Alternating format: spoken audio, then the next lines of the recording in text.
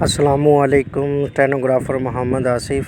आई hope कि आप सब खैरियत से होंगे। पिटमैन शॉर्ट हैंड के हवाले से आज मेरा लेक्चर नंबर 83 है, जिसमें मैं आपको कुछ हाविंग वर्ड्स हैं, टी और डी का इस्तेमाल, उसके बाद जो प्रॉपर लेंथ है स्ट्रोक की आउटलाइन बेसिकली वो कैसे यूज़ होती है उसके बारे में बताऊंगा। आइए अब हम अपने टॉपिक की तरफ चलते हैं। ऑप्शन नंबर ए है मेरे पास, to avoid confusion with should and stock. We do not use RT and RTS standing alone. तो पिटमैन शॉर्ट हैंड ने बताया है कि जब शुड आ जाए तो उसकी लेंथ और उसकी जो प्रॉपर आउटलाइन है और उसके अलावा उसे ऑन द लाइन आपने यूज़ करना है, हाफ़ की सूरत में आप लोगों ने यूज़ करना है। उसके बाद अगर एंड आ जाता है तो उसकी भी एक प्रॉपर लेंथ है, शॉर्ट फॉर्म है, तो आपने उसे अबव द लाइन इस्तेमाल करना है।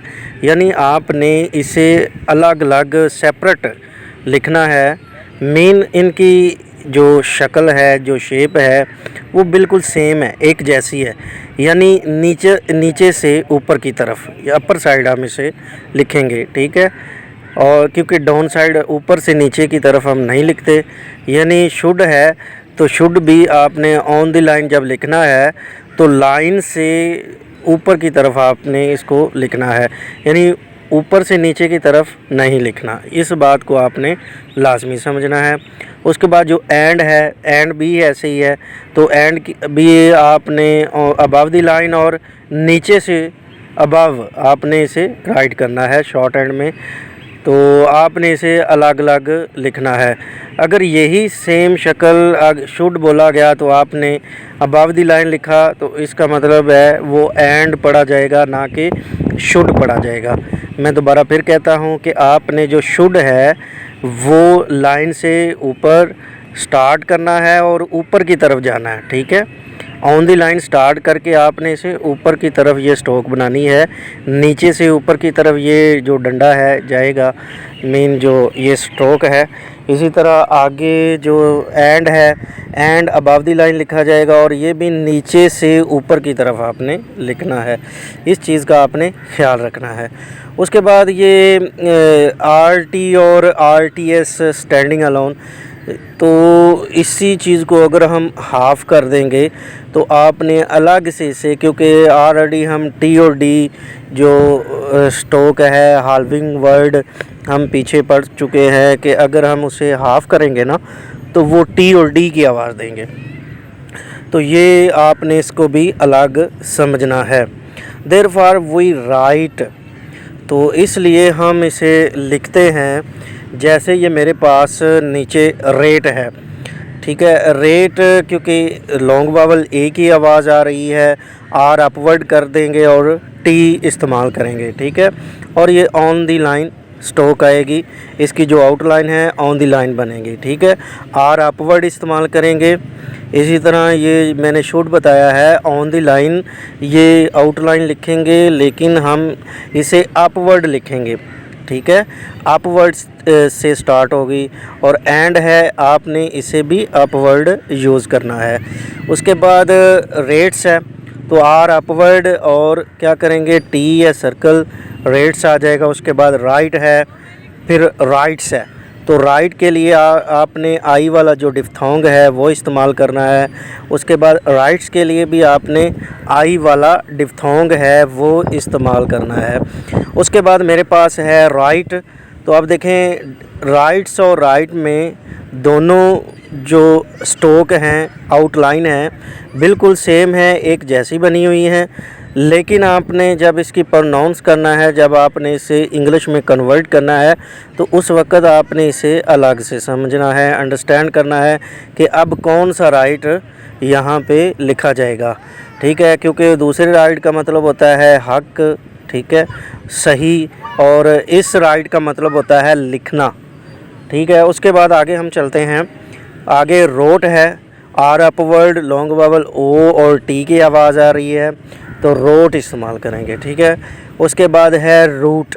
अब रूट में आर अपवर्ड ये थ्रू द लाइन हम स्टार्ट करेंगे और टी और एट द एंड अब देखें क्योंकि ये लॉन्ग वावल ओ की आवाज़ है और ये थर्ड प्लेस वावल पे T eight the and T के आपने एंड पे लगा देना है, ठीक है।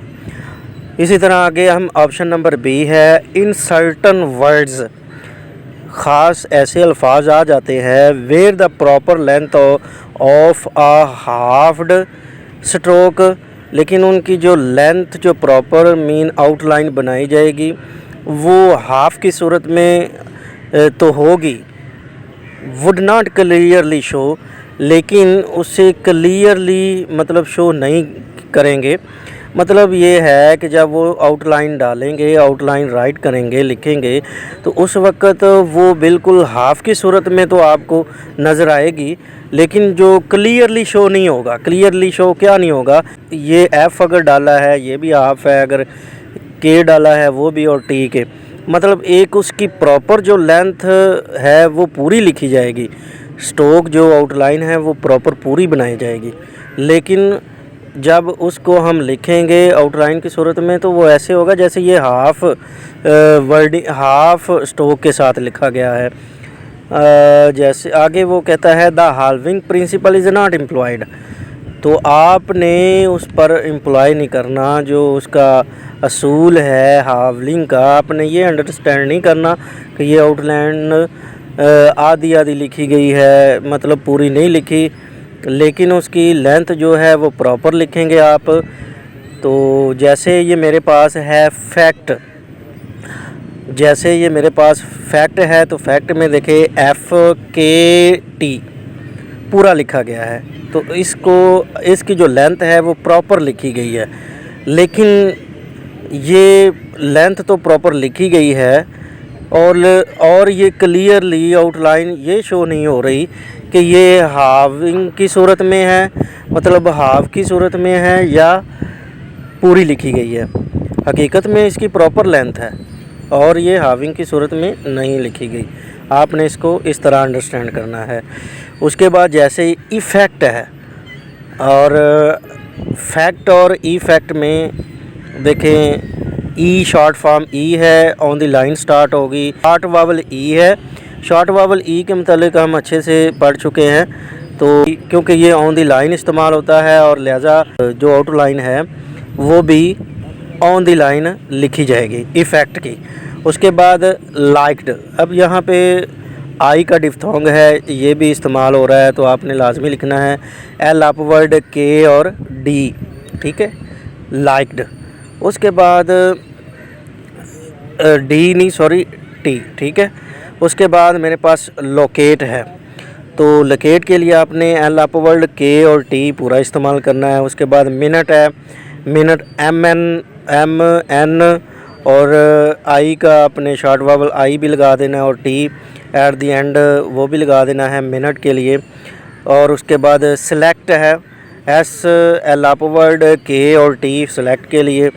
उसके बाद टेरिटरी है, तो टेरिटरी के लिए आपने टी आर अपवर्ड फिर टी फिर आर अपवर्ड, और इसमें जो भी हैं वावल शॉर्ट आई के और ई के वो आपने लगा देने हैं।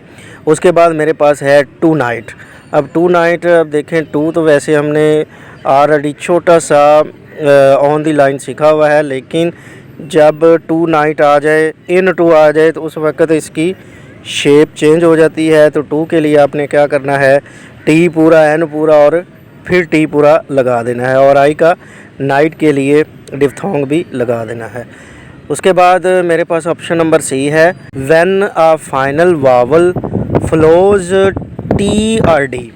अब कुछ कह रहा है कि कुछ ऐसे वावल्स हैं जो टी और डी की सूरत में नज़र आते हैं, तो it is necessary to write the stroke, इसे ज़रूरी लिखना चाहिए स्ट्रोक टी और डी के in order to place the vowel sign, ताकि जो वावल साइन है उसकी प्लेस में ये ज़ाहिर हो, ठीक है। जैसे ये नीचे दिया गया है पिटी, अब यहाँ पे टी और डी का इस्तेमाल तो हो रहा है, लेकिन जो वावल का साइन है वो at the end Y show करवा रहा है। तो वाई क्या है, वाई आपको नीचे ले जाएगा। ज़ाहिर है कि ये third place vowel short vowel ई की सूरत में हम इसे लिखते हैं, तो ज़ाहिर है ये इस तरह ही होगा। उसके बाद मेरे पास है बॉडी। तो बॉडी के लिए अब देखें बी और डी है, एट द एंड वावल लगा देंगे, और बॉ क्योंकि आ है, लॉन्ग वावल आ, शार्ट वावल आ जो फर्स्ट प्लेस वावल में इस्तेमाल होता है, तो आ वो भी लगा देंगे, और एट द एंड वाई का जो डॉट है वो भी लगा देंगे। उसके बाद 40 है, तो 40 में भी फॉ का इस्तेमाल है, मीन शार्ट वावल आ, ओ का इस्तेमाल है तो वो भी, और वाई का at the end dot short Y का डॉट है वो भी लगा देंगे। उसके बाद है विंडो, तो डो विंडो आया है, ये भी लगा देंगे, वी एन और डी और लॉन्ग वावल ओ विंडो। उसके बाद एम्प्टी है, तो एम्प्टी के लिए आपने क्या करना है, एम पूरा और T eight the and vowel लगा देंगे। इन टू, अब देखें ये इन टू आया है, इन और टू देखें मैंने कहा था कि अगर इन टू और टू नाइट आ जाएगा तो उसकी शेप चेंज हो जाएगी, मीन जो आउटलाइन है वो टी पूरा हम यूज़ करेंगे, ठीक है। तो यहाँ पे भी इन टू आया है, टू, ठीक है। उसके बाद टोरंटो है, ये टोरंटो बेसिकल यूएसए यानी अमेरिका का एक शहर है टोरंटो। तो टोरंटो ये टी आर अपवर्ड एन और टी और लॉन्ग वावल ओ, और इसमें हाइफन भी लगाया गया है क्योंकि टी कैपिटल वर्ड है। तो जहाँ पे कैपिटल वर्ड आता है तो हम क्या करते हैं, हाइफन का इस्तेमाल लाजमी करते हैं। अगर किसी वर्ड की आपको समझ नहीं आती, किसी आउटलाइन या स्ट्रोक की आपको समझ नहीं आती, आप काइंडली मुझसे मेरे व्हाट्सएप पे रब्ता करके या कॉल करके आप मुझसे पूछ सकते हैं। तो एनी टाइम किसी वक्त भी पूछ सकते हैं, तो मैं आपको बताने के लिए तैयार हूँ, मैं आपको गाइड कर सकता हूँ। आप मेरे YouTube चैनल को सब्सक्राइब करें ताकि हर नई आने वाली वीडियो का नोटिफिकेशन आप तक पहुँच सके और आप बन सके गवर्नमेंट एम्प्लॉई। जज़ाकल्लाह।